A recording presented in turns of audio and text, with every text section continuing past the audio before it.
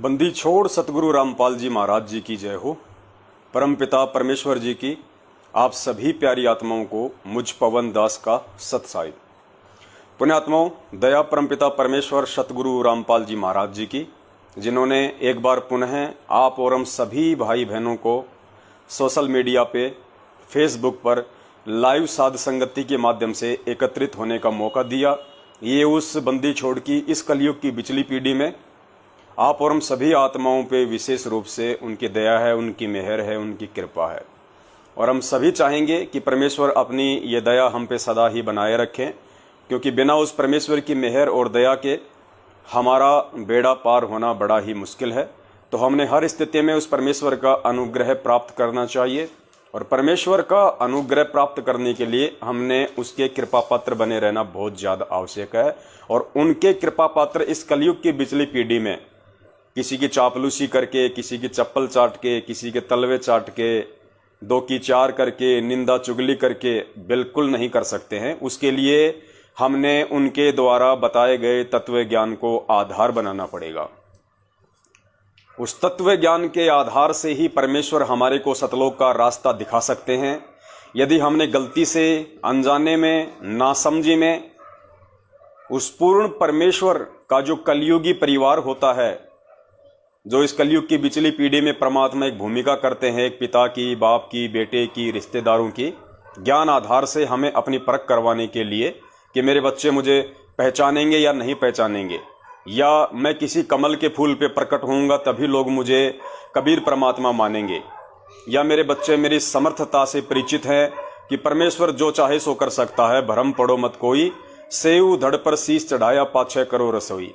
परमात्मा गर्भ वाली लीला भी कर सकते हैं दुनिया को धोखा देने के लिए, काल भगवान से आंख में चोली करने के लिए, लेकिन उनके जो अपने बच्चे होंगे, जो हीरे मोती लाल होंगे, जिनके लिए परमेश्वर इस कलयुग की बिचली पीढ़ी में यहाँ आते हैं, उस परमेश्वर को ये पूर्णतया विश्वास होता है कि मेरे वो हीरे मोती लाल, जिनके लिए मैं अपना ये सतलोक छोड़ के कुछ समय के लिए उस गंदे लोक में जा रहा हूँ, वो आत्माएं मुझे जरूर पहचान लेंगी, चाहे मैं कैसा भी रोल करूं, चाहे मैं कैसी भी भूमिका करूं। अभी हमारे एक भगत भाई का सवाल था और उन्होंने कहा कि भगत जी, यदि सतगुरु रामपाल जी महाराज जी ही पूर्ण परमेश्वर हैं, पूर्ण परमात्मा हैं, तो जाहिर सी बात है भगत जी सतलोक में भी यही परमात्मा बैठे होंगे, इसमें तो कोई दो राय नहीं है। तो भगत जी फिर हम लोग कौन से भाव से उन्हें अपना परमात्मा माने? सतलोक वाले भाव से माने, क्योंकि सतलोक में तो हमने सुना है कि परमात्मा की दाढ़ी मूछ है, और यहाँ जो अब आए हुए हैं परमात्मा 8 सितंबर 1951 के दिन गांव धनाना, जिला सोनीपत, हरियाणा में प्रकट होके, तो यहाँ तो ना परमेश्वर की दाढ़ी है, ना मूछ है, बिल्कुल एकदम क्लीन शेव है। तो हम कैसे भगत जी ये पहचान करें कि ये वही परमात्मा है जो सतलोक में बैठा है? तो दास ने उसको समझा है कि भाई, परमात्मा की पहचान उसकी दाढ़ी मूछ से नहीं होती है, परमात्मा की पहचान उसके रंग रूप से नहीं होती है, परमेश्वर की पहचान उसकी समर्थता से, उसके गुणों से, उसके ज्ञान से होती है।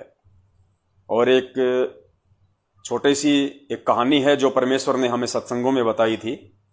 दास उस कहानी के माध्यम से आप जियों को समझाना चाहेगा कि हमारा जो ये भ्रम है कि क्या संत रामपाल जी महाराज जी वही परमात्मा है जो सतलोक में बैठे हुए हैं, जो वहां बैठ के सारे ब्रह्मांडों का संचालन कर रहे हैं, क्या ये वही परमात्मा है?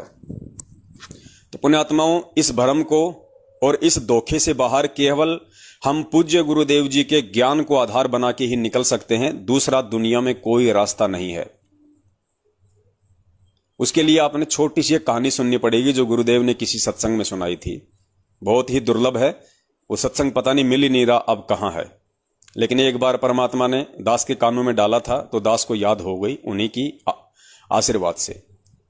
तो गुरुदेव ने शायद वो सत्संग दास को इसीलिए सुनाया था कि ऐसा भी कोई सवाल संगत में आएगा कि लोग मेरी पहचान को लेके भी भ्रम में पड़ जाएंगे। हालांकि मैं उन्हें बार बार समझाऊंगा और मैं उन्हें बार बार कहूंगा, वेदों से दिखा के, सूक्ष्म वेद से दिखा के। 650 साल पहले जब मैं आया था तो मैंने धर्मदास जी को मैंने किस प्रकार से समझाया, सारे एग्जाम्पल मैं दूंगा संगत में, लेकिन फिर भी बहुत सारी शंकाएं, बहुत सारी भ्रमणाएं ये काल पैदा कर देता है। तो उसके लिए फिर परमात्मा ने अपने इन सत्संगों को ही एकमात्र सहारा चुना कि मेरे बच्चे मेरे मुख कमल से जो है सत्संग सुन सुन के और वो दृढ़ हो जाएंगे। तो गुरुदेव तो हमें कई बार बता ही चुके हैं कि वो परमात्मा यदि अपने वास्तविक एज इट इज रूप में, जैसे वो सतलोक में बैठे हैं, अगर उसी नूरी रूप में, अगर वो परमात्मा उसी तेज पुंज वाले रूप में जिसके एक बाल की शोभा 1 करोड़ सूरज और 1 करोड़ चंद्रमाओं के मिले जुले प्रकाश से भी कहीं ज्यादा है। तो पुण्यात्माओं, मानवीय शरीर पे 3.5 करोड़ रोमकूप होते हैं, 3.5 करोड़ बाल होते हैं एक व्यक्ति के शरीर पे। और जिस परमात्मा के एक बाल में इतनी रोशनी है, इतना तेज है, इतना नूर है एक बाल में, ये जो पृथ्वी लोक का जो हम सूरज देखते हैं, जो चांद देखते हैं, जो एक सूरज की रोशनी गर्मी के टाइम में दिन के 12 बजे हमसे सहन नहीं होती, उस परमेश्वर के एक बाल में इतना तेज है, नूर है, प्रकाश है, जितना 1 करोड़ सूरज और 1 करोड़ चांद, उससे कहीं ज्यादा। तो 3.5 करोड़ रोमकूप की उन बालों की कितनी शोभा होगी, कितना तेज होगा, कितना नूर होगा। तो वो हम अपने इन जो ये आंखें जो है हमारी जो हैं, जिनको चरम दृष्टि कहते हैं, इनसे हम नहीं देख सकते, इम्पॉसिबल। किसी भी तरह से उसको आभास करने के लिए, उसको देखने के लिए हमारी को दिव्य दृष्टि चाहिए, उस परमात्मा की पावर चाहिए, शक्ति चाहिए।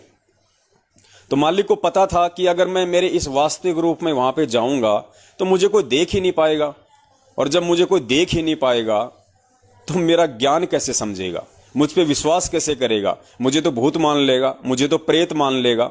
क्योंकि काल ने ऐसी भ्रमणाएं फैलाई रखी हैं, दुनिया भर के लोगों में प्रेत आते रहते हैं, भूत आते रहते हैं, पित्र आते रहते हैं, ऐसे ही डांस करवाते हैं, तो सोच लेंगे कि ये भी कोई भूत है, कोई प्रेत है।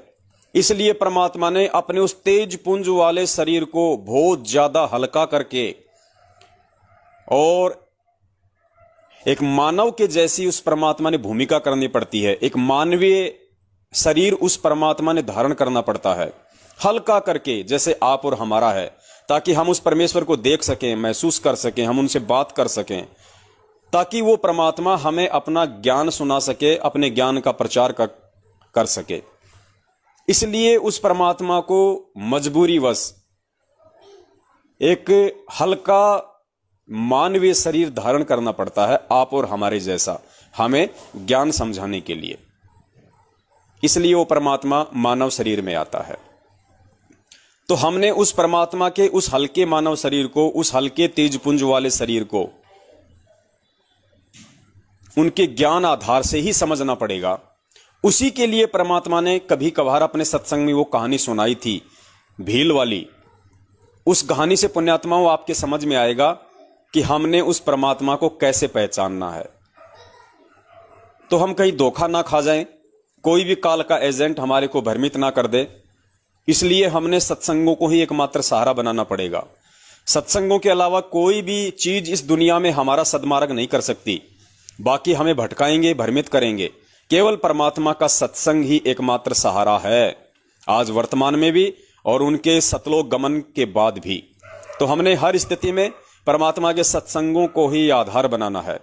कोई व्यक्ति यदि उस परमेश्वर के आड़ में या उस परमेश्वर का नाम लेके आपको कोई आदेश देता है, कोई फरमान सुनाता है या कोई बातें बताता है, तो सुनने में कोई हर्ज नहीं है, क्योंकि परमेश्वर की चर्चा है, सबको सुननी चाहिए। परमेश्वर की चर्चा सुनने से भी पुण्य प्राप्त होता है।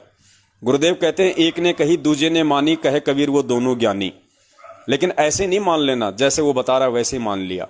उसकी कही गई बातों को यदि हमने गुरुदेव के सत्संग सुने होंगे और यदि हमने ध्यान से गुरुदेव के सत्संग सुने होंगे, तो सामने वाला व्यक्ति जो गुरुदेव के विषय में बातचीत कर रहा है, ऑटोमेटिक हमारा जो सिस्टम है, ऑटोमेटिक उन चीजों का नीर और खीर का निबेरा करता रहेगा, उसको फिल्टर करता रहेगा कि जो शब्द ये निकाल रहा है उसमें से कितना सही है, कितना गलत है। यही तत्व ज्ञान होता है, यही नीर खीर का निबेरा होता है। ऐसा नहीं है कि मैं घर पे जाके देखूंगा कि क्या सही है क्या गलत है, गुरुजी ने इस पुस्तक में कहां लिखा हुआ, वो नहीं। इसका मतलब उस आदमी ने अभी सत्संग नहीं सुने, और सुने हैं तो इस कान से सुने, इस कान से निकाल दिए। वरना जिस भगत ने ध्यान से परमेश्वर के सत्संगों को श्रवण किया होगा, सुना होगा, और उसके सामने यदि कोई चर्चा चलेगी, ऑटोमेटिक फिल्ट्रेशन होता रहेगा, वो उधर से शब्द निकालेगा, इधर से परमेश्वर फिल्टर करता रहेगा उस भगत के माध्यम से कि ये कितना सही बोल रहा है, कितना गलत बोल रहा है, तुरंत आप उसको बीच में टोक दोगे। तो परमेश्वर ने इसीलिए वो भील वाली कहानी सुनाई थी कि मेरे बच्चे, जब मैं इस पृथ्वी लोक पे उनको ज्ञान देने के लिए प्रकट होऊंगा अपने तेज पुंज वाले शरीर को हल्का करके, तो मेरे बच्चे मुझे पहचान लेंगे। पुण्यात्माओं, कहानी को ध्यान से सुनिए और कहीं भी हम धोखा ना खा जाएं, इसीलिए परमात्मा ने ये साध संगति के प्रोग्राम रखवाए हैं। इसमें ना मुझ पवनदास का कोई श्रेय है, ना इसमें आप लोगों का कोई श्रेय है, कुछ नहीं है। मालिक का ज्ञान है, परमेश्वर का दिया हुआ तत्व ज्ञान है। हम उस परमेश्वर के बच्चे हैं, तो बच्चा तो बाप की ही महिमा का गुणगान करेगा। बच्चा किसी पड़ोसी की महिमा का गुणगान थोड़े करेगा, फिर वो उस बाप का बेटा कहां हुआ? वो तो पड़ोसी का गुलाम हो गया, चापलूस हो गया। तो हमारे बाप के सत्संग हमारे बाप ने हमारे लिए किए, हमारे लिए हमारा बाप आया, तो हमारी क्या जिम्मेदारी बनती है? हमारे बाप के किए गए सत्संगों को, ज्ञान को आगे प्रचार करना, लोगों को समझाना, दुनिया वालों को बताना, ये आप और हमारी अहम जिम्मेदारी बनती है। अब वो जिम्मेदारी आप चाहे ज्ञान प्रचार के माध्यम से निभाओ, चाहे आप साध संगति के माध्यम से निभाओ, किसी भी तरीके से आप निभाओ। तो पुण्यात्माओं, ध्यान से सुनिए वो भील वाली कहानी, उससे आपका एक कंसेप्ट क्लियर हो जाएगा कि किस प्रकार वो परमात्मा अपने तेज पुंज वाले शरीर को हल्का करके आज हमारे सामने 8 सितंबर 1951 से गांव धनाना, जिला सोनीपत, हरियाणा की पावन भूमि पे प्रकट हुए हैं। पावन भूमि इसलिए कहा जाता है क्योंकि परमात्मा जिस जगह पे आते हैं, इस पृथ्वी के जिस कोने में, जिस देश में वो परमेश्वर आते हैं, सौभाग्य होता है वहां के लोगों का, उस पृथ्वी के उस जगह पे रहने वाले लोगों का सौभाग्य होता है कि वो परमेश्वर उनके लिए वहां आए। इसलिए उस धरती को भी धन्य बताया गया है। धन जननी, धन भूमि, धन धन नगरी, धन देश, ये परमेश्वर की वाणी है आदरणीय गरीबदास जी महाराज जी की। तो परमेश्वर ने हमें क्या बताया अपनी पहचान करवाने के लिए? गुरुदेव ने बताया कि एक समय एक राजा था, बहुत ही ज्यादा संपन्न राजा था। राजा का एक बेटा था लगभग 9 या 10 वर्ष का, और राजा का बेटा अपने साथियों के साथ में खेलने के लिए बाहर चला जाया करता था। पास में एक जंगल था, और पहले के समय आपको पता है कुछ आदिवासी लोग जो थे, भील वगैरह जो थे, कोई भी आदिवासी जो थी जनजातियां, वो जंगलों में निवास किया करती थी। तो राजा का लड़का एक दिन अपने साथियों के साथ खेलता खेलता जंगल में ज्यादा दूर चला गया। तो उधर से कुछ भील थे, उन भीलों ने देखा और भीलों ने उस राजा के लड़के को पकड़ लिया। बाकी जो साथी थे वो वहां से भाग लिए अपनी जान बचा के। राजा का लड़का नहीं भाग पाया, या भागने की कोशिश की होगी, लेकिन वो भीलों के हाथ आ गया। तो भीलों ने उसे पकड़ा और अपने राजा के पास ले गए। उनका जो सरदार होता था, और ज्यादा जंगल में चले गए जहां उनकी बस्तियां होती थी। तो भीलों के राजा ने, भीलों के सरदार ने देखा कि लड़का बहुत ही ज्यादा सुंदर है, और उनके वहां पे एक परंपरा हुआ करती थी। अब दास जो भील शब्द का यूज कर रहा है, तो कोई भील जो समाज के लोग हैं, भील जो जाति के लोग हैं, वो ये ना सोचें कि भाई ये हमारे जो है ये पूर्वजों के विषय में बोल रहा है। एक आधे भगत का दास के पास फोन आया था पहले भी, क्योंकि परमात्मा ने पहले भी इस कहानी का जिक्र करवाया था। तो उसने कहा कि भगत जी, आपने ये कहा कि भील लोग थे ऐसे, वो बलि दिया करते थे, हमारे पूर्वज ने तो ऐसा नहीं किया कभी। अरे भैया, भील से समझो आदिवासी लोग, क्योंकि भील जनजाति के लोग पहले जंगलों में रहा करते थे, उनको आदिवासी कहा जाता था। ठीक है, तो आप लोग अपने ऊपर ना लेना कि ये हम हमारे लिए कह रहे हैं। वर्तमान में जो भील जाति है उनके लिए मैं नहीं कह रहा, पहले तो हम लोग भी ऐसे थे। हम कौन से जो है मतलब मास्टरमाइंड थे, हमारे पूर्वज भी तो ऐसे थे, आदिवासी टाइप ही थे। ये तो धीरे धीरे परमेश्वर ने दया की, इस कलयुग में टेक्नोलॉजी दी, शिक्षा दी, तो लोगों को थोड़ा बहुत कोई स्तर सुधरा है, वरना सभी आदिवासी थे। हम आदिवासी ही थे। हम चाहे कितने ज्यादा टेक्नोलॉजी युक्त बन जाएं, कि हमने कितने हेलीकॉप्टर बना लिए, एरोप्लेन बना लिए, अगर हमारे को उस परमेश्वर के विषय में ज्ञान नहीं है, तो पूरी दुनिया आदिवासी है। 21वीं सदी की टेक्नोलॉजी युक्त दुनिया भी तब तक आदिवासी है जब तक उसको परमेश्वर के विषय में जानकारी नहीं होगी। क्योंकि इस मानव शरीर का मुख्य मकसद, मुख्य ध्येय केवल यही होता है कि उस परमेश्वर की जानकारी और परमेश्वर की भक्ति करके यहां से अपना आत्म कल्याण करवाना। और उसकी जानकारी के बिना पूरी दुनिया आदिवासी है। अब उसमें साइंटिस्ट भी आ गए, उसमें राष्ट्रपति और प्रधानमंत्री भी आ गए, उसमें सब आ गए। तो भीलों के सरदार ने सोचा कि भाई लड़का बहुत सुंदर है, और उनकी एक परंपरा थी, उनकी देवी थी, उसको वो लोग बलि चढ़ाया करते थे जब भी उसका त्योहार आता था, कि देवी खुश होगी, ऐसी उनकी अपनी धारणा थी। तो उन्होंने उस लड़के को सकुशल, जैसी भी उनकी व्यवस्था थी, वहां उन्होंने उसको कैद कर दिया और एक व्यक्ति को उसकी देखभाल के लिए छोड़ दिया कि लड़का कहीं भग ना जाए और किसी प्रकार का कोई नुकसान न हो जाए इस लड़के को।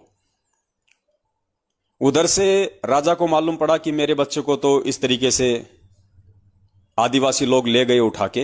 राजा बड़ा चिंतित हुआ। राजा समझदार था। राजा ने अपने मंत्रियों से सलाह वगैरह की तो काफी लोगों ने बहुत तरीके से उनका मार्गदर्शन किया। अंत में राजा को समझ में आया कि मैं किस प्रकार से अपने बच्चे की जान उन आदिवासियों से, उस भील से छुड़वा कर ला सकता हूं। मैं मेरे बच्चे को सकुशल यहां लेके आ सकता हूं। तो पुण्यात्माओं, अब आप जी थोड़ा सा समांतर रूप से इसका विश्लेषण करना। वो जो आदिवासी था उनको समझना आप काल भगवान, वो आदिवासी आप जी काल भगवान को समझना, और वो राजा समझना आप उस कबीर परमेश्वर को, और जो बच्चा उसकी पकड़ में आ गया था वो हम सतलोक की आत्माएं हैं, जो हम उस ज्योति निरंजन के साथ में खेलते खेलते उसके चक्कर में आ गए थे वहां पे, और परमात्मा से दूर निकल गए थे हम। और फिर इस भील रूपी निरंजन ने हमारे को पकड़ के कैद कर लिया हमारी बलि चढ़ाने के लिए, गधा कुत्ता सूअर बनाने के लिए। तो फिर उस राजा को तो टेंशन होनी थी, बाप को तो चिंता होगी जब उसका बच्चा उसके हाथ से छूट गया। तो बाप बड़ा चिंतित हुआ, राजा बड़ा चिंतित हुआ। उसने सलाह मंत्रणा की तो अंत में राजा ने डिसीजन लिया कि जितना जल्दी हो सके। राजा को मालूम पड़ा कि उनकी जो देवी का त्योहार है वो लगभग 1 महीना है उसका। तो राजा ने कुछ ऐसे लोगों को बुलाया जो लोग भीलों की भाषा जानते थे, आदिवासियों की भाषा जानते थे। तो राजा ने कहा कि मेरे पास समय नहीं है, 1 महीने का समय है, 1 महीने के अंदर अंदर आप मुझे आदिवासियों की भाषा समझाओ जितनी मुझे जरूरी है, जिससे मेरा काम निकल जाए। तो उन्होंने ऐसा ही किया। भाषाओं के जानकार लोगों ने राजा को 1 महीने में पूरी तरह से परिपूर्ण कर दिया भीलों की भाषा के लिए। राजा भाषा बोलने लग गया आदिवासियों वाली। अब राजा अगर अपने वास्तविक रूप में उन भीलों के सामने जाए, उन आदिवासियों के सामने जाए अपने बच्चे को छुड़वाने के लिए, पुण्यात्माओं, इसके 2 सबसे बड़े नुकसान थे। इसके सबसे बड़े नुकसान 2 थे। राजा को मालूम था, राजा समझदार था। राजा ने बड़ी सूझबूझ से काम लिया। सबसे पहले तो उसने भाषा सीखी।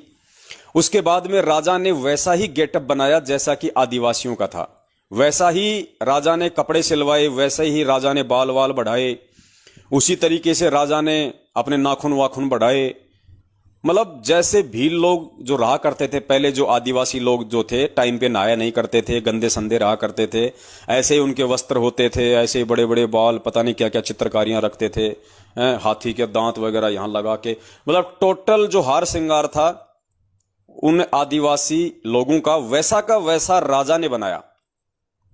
राजा होते हुए उन्होंने वैसा का वैसा हार श्रृंगार किया ताकि कोई फर्क ही महसूस ना कर सके, भील भी ये ना पहचान सके कि ये भील है या ये राजा है।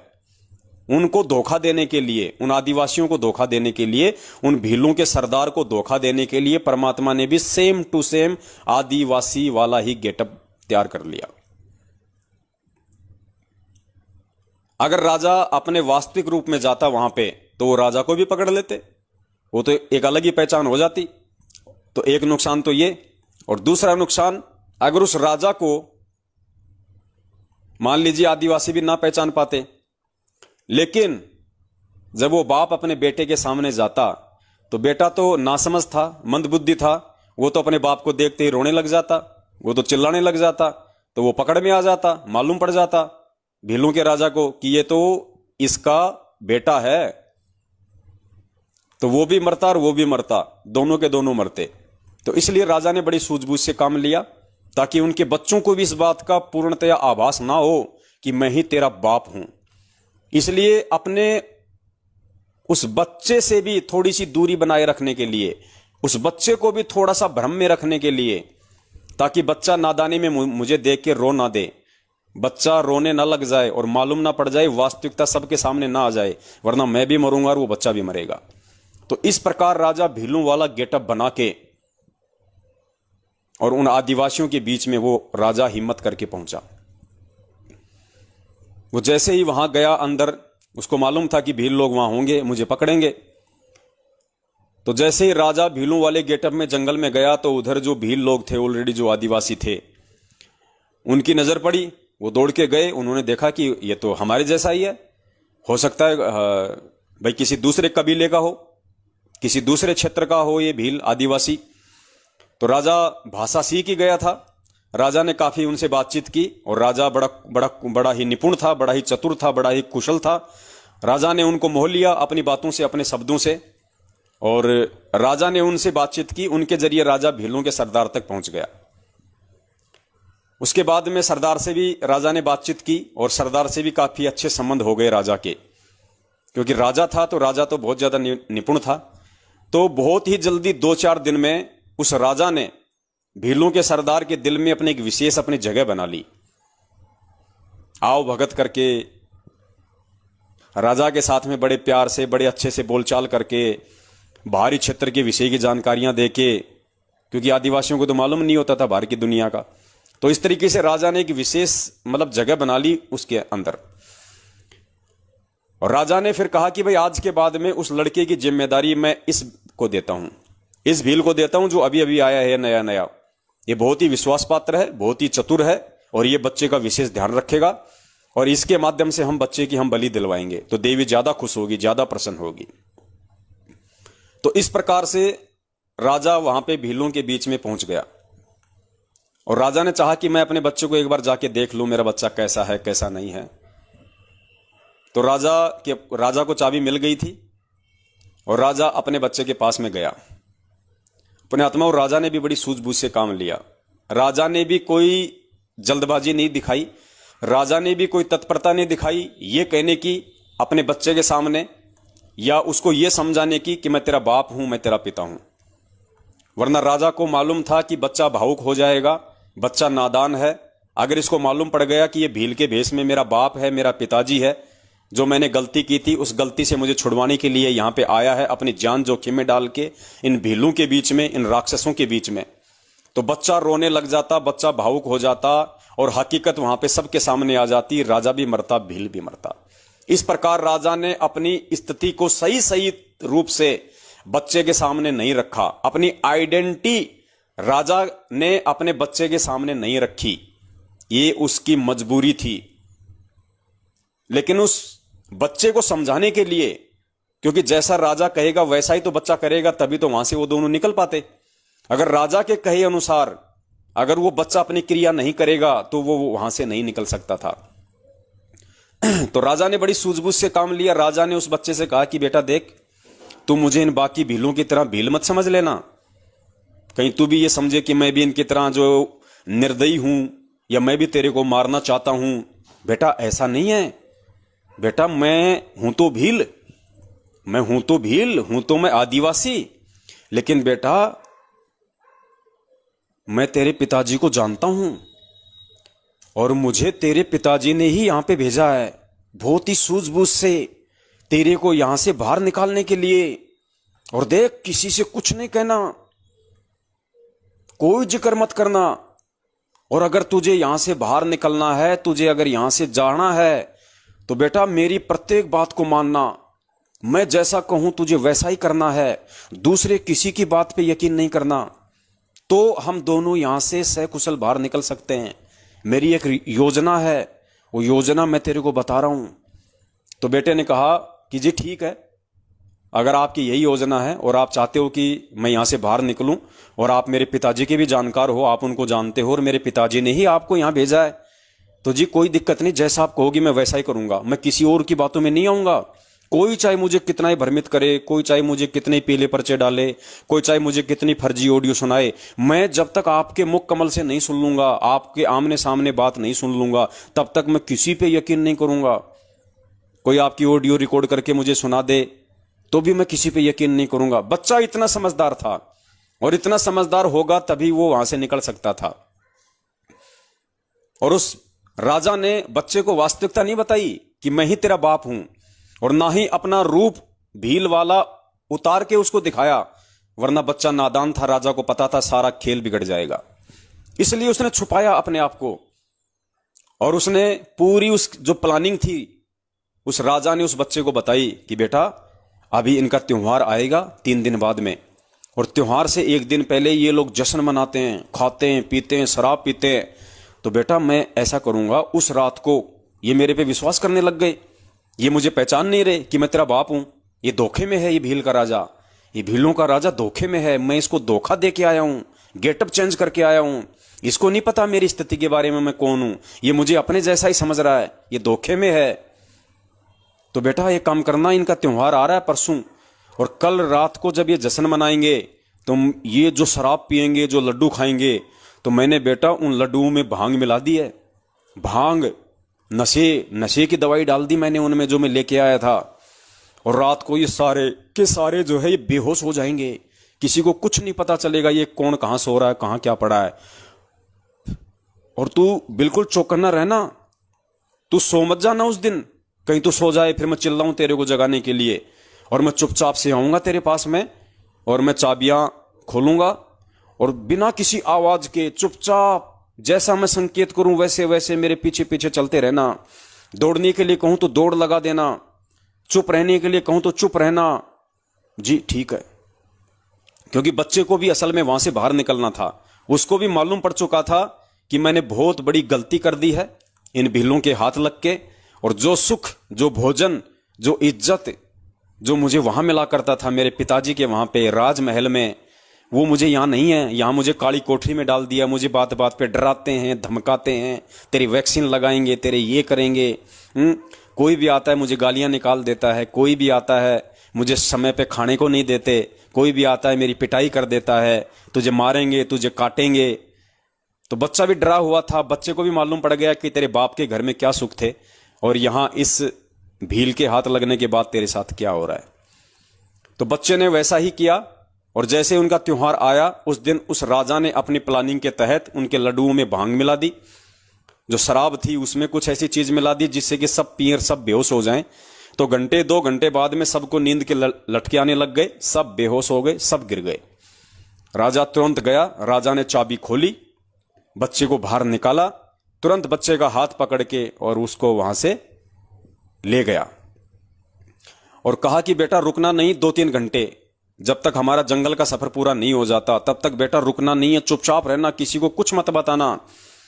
यानी जब तक बाप हमारे को त्रिकुटी तक नहीं ले गया, जब तक बाप हमारे को भंवर गुफा तक नहीं ले गया, जब तक बाप ने 12वां द्वार पार नहीं कर दिया, तब तक भी उस भील ने जब तक जंगल पार नहीं कर दिया पूरा, और जब तक वो राजा अपनी सीमा में नहीं घुस गया, तब तक उस राजा ने उस बच्चे को कुछ भी नहीं बताया कि मैं कौन हूं। कुछ नहीं बताया उसने। वो बच्चा यही भ्रम में था कि ये मेरे पिता का जानकार है और मेरे पिताजी ने इसको भेजा है, ये भील है। और जैसे ही राजा अपनी सीमा में राजा ने प्रवेश किया, राजा की पूर्व निर्धारित योजना थी, वहां पे राजा के सैनिक, राजा के जो सेनापति थे वो खड़े थे लेके हथियार। और जैसे ही वहां गए, तुरंत वहां पे राजा को घोड़ा दे दिया गया। राजा ने आगे घोड़े पे अपने उस बेटे को बैठाया, और राजा ने वो बच्चा लाके अपनी रानी को दे दिया महल में। और जैसे रानी ने अपने बच्चे को देखा, रानी फूट फूट के रोने लगी, अपने बच्चे को सीने से लगा के। पुण्यात्मा, उस समय तक भी उस बच्चे को नहीं पता था, वो तो नादान था बेचारा, भोला था। वो तो मां से लिपट गया और वो रोने लग गया।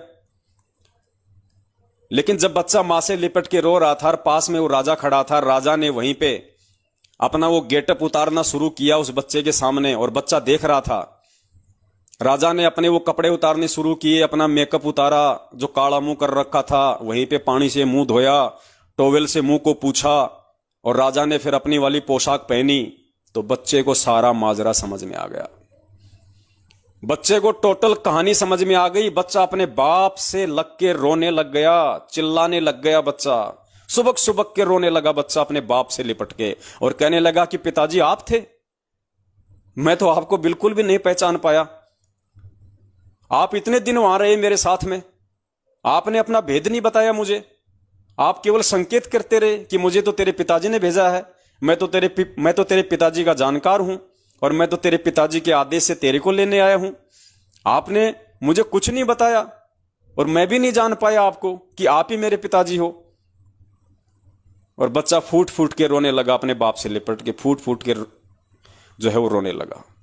पुण्यात्माओं, ये स्थिति है आज वर्तमान में परमपिता परमेश्वर सतगुरु रामपाल जी महाराज जी की। इस प्रकार से वो कबीर परमात्मा आज आप और हमारे लिए इस पृथ्वी लोक पे वो सारे कष्ट, वो सारे दुख उठा रहा है परमात्मा। वो परमात्मा हमारे लिए एक भील बन रहा है, एक आदिवासी बन रहा है परमात्मा। हमारे लिए वो समर्थ राजा इस काल के लोक में आके लोगों की गालियां खा रहा है, लोगों की पिटाई सहन कर रहा है वो परमात्मा। और हम मंदबुद्धि उस परमेश्वर को पहचान नहीं पा रहे। हम कह रहे हैं कि ये तो आदिवासी है, ये तो भील है, लेकिन वो भील नहीं था, वो परमात्मा था। वो जानबूझ के अपनी पहचान नहीं करवा रहा था। तो ये गुरुदेव आज हमें जानबूझ के अपनी पहचान नहीं करवा रहे, लेकिन इन्होंने अपने सत्संगों के माध्यम से हमें कोई कमी नहीं छोड़ी बताने में कि बेटा मैं ही तेरा बाप हूं, मेरे पे यकीन कर, और जैसा मैं कहूं वैसा तू यहां पे करेगा, वैसी क्रिया तू करेगा तो सफल होगा। अगर मेरे कहे अनुसार नहीं चला, जरा से भी तूने कोई त्रुटि कर दी मेरे वचन में, मेरे सत्संग में, मेरे परिवार वालों के कहने से, मेरे भाई बंधुओं के कहने से, इन कॉल एजेंट कोऑर्डिनेटरों के कहने से, तो बेटा मेरी सारी की सारी जो प्लानिंग है वो फेल हो जाएगी। और मैं जिस मकसद के लिए आया हूं तुझे इस भील की कैद से निकलवाने के लिए, मेरा मकसद अधूरा रह जाएगा। तू तो मरेगा सो मरेगा, मेरा भी मिशन फेल हो जाएगा। तो इसलिए पुण्यात्माओं, ये वही कबीर परमात्मा है जो अपने तेज पुंज के शरीर में सतलोक में बैठा हुआ है, और हल्का तेज पुंज का शरीर बना के उस आदिवासी की तरह वो राजा आप और हमें यहां से निकालने के लिए, क्योंकि उस परमेश्वर को हमारी बुद्धि के लेवल का पता है कि हमारे अंदर कितनी बुद्धि है, हम कितने ज्ञानवान हैं। इसलिए परमेश्वर अपने आप को छुपाते हुए, अपने आप को एक गांव धनाना जिला सोनीपत हरियाणा का रामपाल जाट बताते हुए, अब ये जाट की औकात नहीं है, हिंदुस्तान की किसी जाट की औकात नहीं है जो शास्त्रों को खोल के बता दे। यहां पे तो शास्त्रों के ठेकेदार ये पंडित बने फिरते हैं जो काशी और नालंदा से जो पढ़ पढ़ के आए थे, जो यहां पे चोटी बढ़ा बढ़ा के अपने आप को जो सर्वज्ञानी साबित किए बैठे थे। यहां तो शास्त्रों को पढ़ने और पढ़ाने का ठेका ही पंडितों ने लिया था, ब्राह्मणों ने ले रखा था, इन नकली संतों ने ले रखा था। जाटों को तो पढ़ने का अधिकार भी नहीं था। तो जाटों की क्या औकात कि जाट किसी शास्त्र को दिखा दे, पढ़ा दे, और जाट वो गलतियां भी निकाल के रख दे जो गलतियां उन चुंडित मुंडित चारों वेदों के ज्ञाता शास्त्रों ने कर दी। जो श्रीमद् भागवत गीता को लिखने वाले वेदव्यास जी ने भी क्या क्या त्रुटियां कर दी, वो गलतियां भी वो हरियाणा का जाट बता रहा है। तो पुण्यात्माओं समझो, वो आदिवासी नहीं है, वो हरियाणा का जाट, वो किसी इंद्रो माई के पेट से जन्म लेके नहीं आएगा। वो परमेश्वर है, वो परमात्मा है, उसके बहुत सारे रीजन हैं। उसने भील को भी धोखे में रखना है, उसने अपने बच्चे को भी अपनी वास्तविकता सही सही नहीं बतानी है, वरना उसका काम बिगड़ सकता है। इसलिए वो परमेश्वर अपने आप को छुपा रहे हैं। यहां पे आप और हमारे जैसे एक आम व्यक्ति के रोल में आए हैं यहां परमात्मा। लेकिन पुण्यात्माओं, अब यदि हम नहीं समझेंगे उनके इशारों को, और इशारों को हम उनके उसी समय समझ सकते हैं जब वास्तव में हमें मालूम पड़ जाए कि मैं इस काल की कैद में हूं और मेरे साथ यहां पे बहुत ही ज्यादा ज्यादतियां हुई हैं, गधे कुत्ते सुअर के इसने मुझे जीवन दिए हैं। यानी कहने का मतलब है, उस बच्चे की तरह जब तक हम यहां से निकलना नहीं चाहेंगे तब तक वो बाप भी कुछ नहीं कर सकता। अगर वो बच्चा ही मान लीजिए उन भीलों के साथ में रम जाता, उन भीलों के बच्चों के साथ में खाना खेलना हंसी मजाक करने लग जाता, उन्हीं को अपना घर बना लेता, सोचता मैं तो यही ठीक हूं, मैं वहां नहीं जाऊंगा, यहां तो मेरे यार हैं, मेरे दोस्त हैं, मुझे खाने पीने की कोई दिक्कत नहीं है, वो बच्चा अगर यही मान लेता तो बाप उसको कैसे निकाल के लेके आता। तो पुण्यात्माओं, हमने इन चीजों को अब समझना पड़ेगा।